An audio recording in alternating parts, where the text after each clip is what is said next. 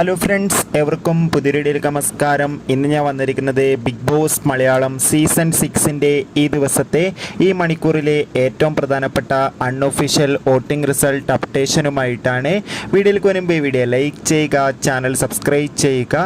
ഈ വരുന്ന ഏപ്രിൽ മാസം ഇനി ധാരാളം ചിത്രങ്ങൾ OTT റിലീസ് ചെയ്യാൻ പോവുകയാണ്. നമ്മുടെ ചാനൽ ഭാഗം പരിശോധിച്ചാൽ നിങ്ങൾക്ക് കാണാൻ വേണ്ടി സാധിക്കുന്നതായിരിക്കും.